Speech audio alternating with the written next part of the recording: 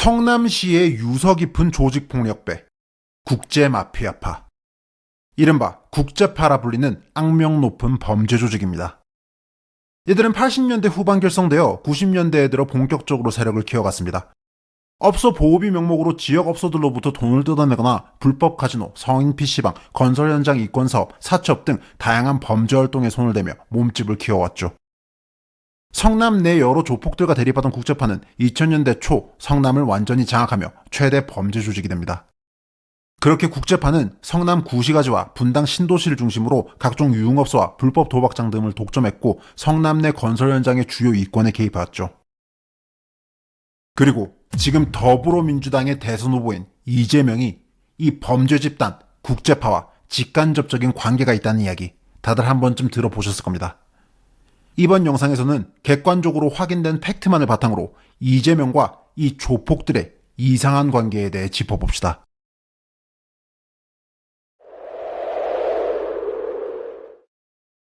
(2006년) 서울 강동구에서 끔찍한 사건이 벌어집니다. 모녀가 살인을 당한 사건입니다. 범인은 헤어진 여자친구에게 앙심을 품고 그녀가 살던 집에 찾아갔는데요. 그의 손에는 33cm의 칼이 들려 있었습니다. 그는 그 흉기로 전 연인과 그 어머니를 잔인하게 살해합니다. 피해자들의 시신에서는 무려 각각 19개, 18개의 자상이 발견되었습니다. 범인은 심지어 전 연인의 아버지마저 살해하려 했는데요. 아버지는 이로부터 도망가는 과정에서 5층에서 뛰어내렸고 중상을 입었습니다. 범인의 정체는 성남 국제마피아파에서 소위 칼을 가장 잘 쓴다며 에이스라 불리던 사람이었습니다. 그리고 그는 이재명의 조카입니다. 이재명은 조카가 저지른 이 엽기적인 살인사건을 변호해줬습니다. 1심, 2심 재판의 변호인으로서 가해자가 심신미약 상태에 있었다며 감형을 주장했죠. 하지만 이재명의 조카는 결국 무기징역을 선고받았습니다.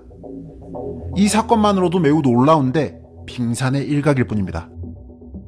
2018년 SBS 그것이 알고 싶다는 이재명과 국제마피아파의 관계를 조명했는데요. 이재명은 제작진과의 통화에서 이렇게 말했습니다. 성남이 좁은 곳이고 자기 이종 조카가 중학교 다닐 때 국제파에서 활동했다며 본인이 그 애를 4번 변호해줬다고 합니다. 국제파와의 직접적인 관계는 부인하며 조카인데 어떡하냐고 호소했죠. 참고로 여기서 말하는 조카는 앞에서 언급한 에이스 칼잡이 살인자 조카와는 또 다른 인물입니다. 가족 중 최소 2명이 국제파와 연관되어 있고 이재명은 변호사로서 그들을 변호한 겁니다. 이재명은 그것이 알고 싶다 제작진과의 통화에서 미성년자였던 조카를 변호했던 것처럼 이야기했지만 이후 나온 언론 보도를 보면 실상은 달랐습니다. 이재명은 이 조카가 성인이 된 이후에 저지른 범죄도 변호해줬죠. 문제의 조카는 1999년 성남에서 길가에 주차되어 있던 승용차의 창문을 깨고 차량을 줬댔는데요. 이재명은 20대 초였던 그를 변호해줬습니다. 2005년에도 비슷한 방식으로 차를 훔치려다가 붙잡혔고 마찬가지로 이재명이 변호를 해줬습니다. 2005년 법원 판결문을 보면 이 국제파 출신 또 다른 조카에게는 최소 5개의 전과가 있다는 걸 알 수 있습니다. 그리고 이재명이 여러 차례 그의 변호를 맡은 겁니다. 자, 여기까지 보면 그럴 수도 있지 않나 하는 생각이 들 수도 있습니다. 이재명의 가족 중 2명이 국제파 출신 조폭이고 이재명은 그들이 가족이기에 변호한 겁니다. 이재명 가족 중 최소 2명이 국제파 조폭인 건 그저 우연일 수 있고 가족으로서 그들을 변호해줬다는 건 납득할 수 있는 해명입니다. 이것뿐이었으면 저는 영상을 만들지 않았을 겁니다. 하지만 이재명은 가족관계가 아닌 국제파 조폭들, 심지어 국제파의 간부마저 변호했습니다. 반복적으로요. 언론에 의해 확인된 사건들을 보시죠. 2007년 국제파 조직원들이 무더기 검거되는 사건이 벌어집니다. 국제파 조폭 61명이 검거되어 그중 47명이 기소된 거대한 사건. 이 사건에서 이재명은 A씨와 B씨 2명의 조폭을 변호합니다. 먼저 1976년생 A씨. 재판부는 그를 국제파의 리더격이라고 표현했습니다. 1998년부터 조직 구성에 참여했던 주요 간부 중 하나라고 하죠. A씨는 길을 가던 행인이 자신을 기분 나쁜 표정으로 쳐다봤다는 이유만으로 조직원들과 함께 집단 폭행을 가했던 사람입니다.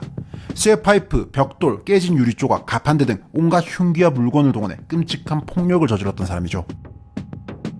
1985년생 국제파 조직원 B씨 역시 비슷한 이유로 무고한 사람들을 폭행해 재판에 넘겨졌었던 흉악한 범죄자입니다. 지나가던 한 시민이 국제마피아파 조직원인 자신에게 인사를 하지 않았다는 이유만으로 우리가 누구인지 모르냐, 왜 인사를 하지 않느냐며 한 업소의 화장실로 끌고 가 폭행했죠. 문신 시술업자를 불러서 모텔에 감금한 후 1,000만 원 상당의 문신을 시술하게 한 후 대금을 지급하지 않고 오히려 폭력을 휘두르는 만행도 저질렀습니다. 2007년 국제파 무더기 검거 사건으로 재판에 넘겨진 이 둘은 자신들의 변호사로 이재명을 불렀습니다. B씨는 이 재판 이후 위증과 유증교사 혐의로 또 기소됐는데요. 이때도 이재명이 그를 변호했습니다. 이재명이 B씨에게 36차례 반성문을 제출하도록 했고, 그런 변호 전략 끝에 B씨는 고작 벌금 500만 원을 선고받았죠. 물론 B씨는 그 이후에도 계속해서 국제파 조폭 활동을 하며 최소 10여 건의 추가 범죄를 저질렀고 2차례나 구속되었습니다. 2007년 사건으로 A씨, B씨와 함께 재판에 넘겨졌던 국제파 간부 75년생 C씨의 사례됐습니다.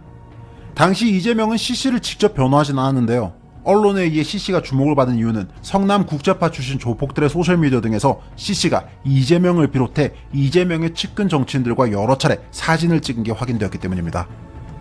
언론에 따르면 지금 사진 속 이재명이 본인 집무실에서 어깨를 짚고서 함께 사진을 찍은 이 사람이 국제파 C씨입니다.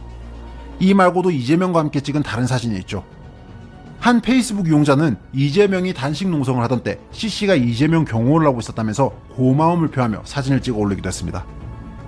C씨는 이뿐만 아니라 이재명 대선 캠프 소속 안민석 전 의원, 은수미 전 성남시장 등과도 가까운 사이인 듯 사진을 찍은 바 있습니다.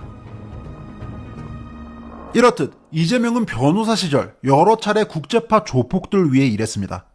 끔찍하고 엽기적인 살인을 저지른 국제파 조폭 출신 가족을 변호한 건 물론 국제파의 리더격이라 칭해지는 사람을 위해 법정에서 싸웠습니다. 이러니 이재명의 과거에 대해 의혹이 제기될 수밖에 없습니다.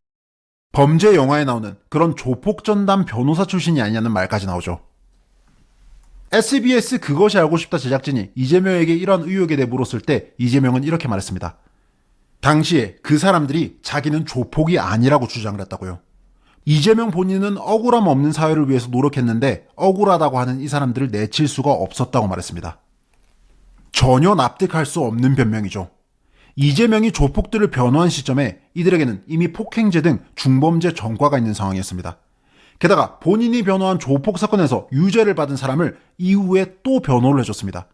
그런데 조폭인 줄 몰랐다고 주장하는 건 터무니없는 소리죠.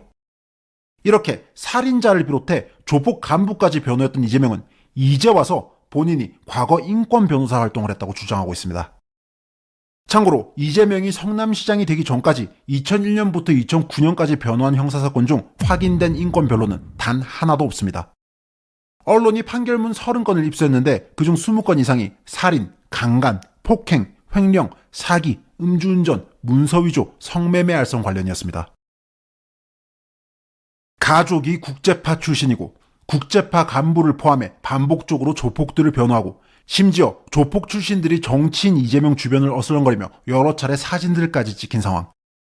그런데 이게 다가 아닙니다. 결정적으로 이재명의 수행비서가 있습니다. 수행비서는 그야말로 정치인의 수족입니다.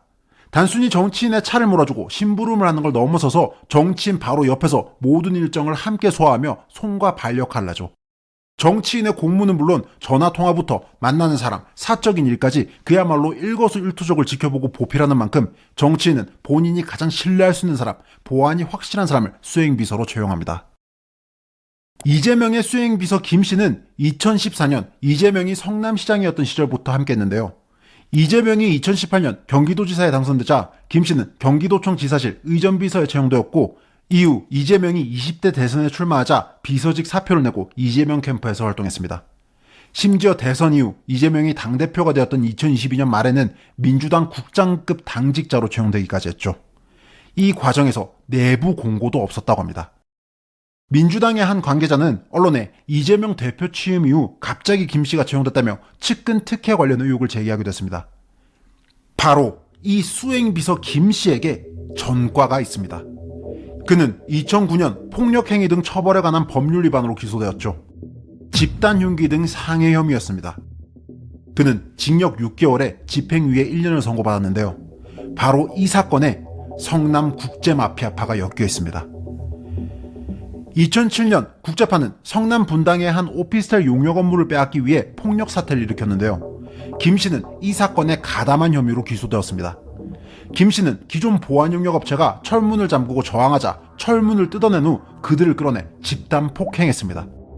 그렇게 유죄 판결을 받았는데 5년 후 갑자기 이재명의 수행비서가 된 겁니다. 이런 사실이 뒤늦게 밝혀지며 논란이 일자 이재명 캠프 측은 수행비서 김 씨가 당시 현장에 있었다는 이유만으로 처벌받은 것이고 조폭과는 연루되지 않았다고 주장했습니다. 그러니까 조폭과 관련이 없는 민간인이 조폭들의 패싸움에 끼어들어 문을 닫고 저항하는 사람들을 끌어내 폭행했다는 겁니다. 국채파 조폭들과 함께요. 상식적으로 전혀 납득이 안 되는 해명이죠. 지금까지 이 영상을 보신 분들은 의문이 생길 수밖에 없습니다. 도대체 이재명과 국제파는 무슨 관계일까요? 엽기적인 살인을 저지른 조카는 국제파에서 에이스라 불리는 칼잡이였고 이재명은 그를 변호했습니다. 또 다른 조카도 국제파 조직원이었고 이재명은 그를 변호했죠.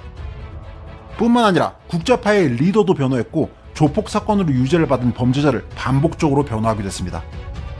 게다가 최측근인 수행비서가 국제파와 함께 폭력 사태를 일으킨 사람이라는 것까지 밝혀진 상황. 저는 지금 무책임한 의혹을 제기하거나 음모론을 퍼뜨리려는 게 아닙니다. 객관적으로 검증된 사실만 보더라도 이재명이 국제파와 직간접적인 관계가 있다는 건 명백해 보입니다. 그렇다면 우리는 한 명의 국민이자 유권자로서 알 권리가 있습니다. 이대로 대통령이 될지도 모르는 사람이 도대체 조폭들과 무슨 관계를 가진 건지에 대해서 말입니다. 그리고 이재명은 이 나라의 대통령이 되겠다고 출마한 사람으로서 이 의혹에 대해 국민들이 납득할 만한 해명을 할 의무가 있습니다. 이건 단순히 이재명을 지지하냐, 지지하지 않느냐의 문제가 아닙니다.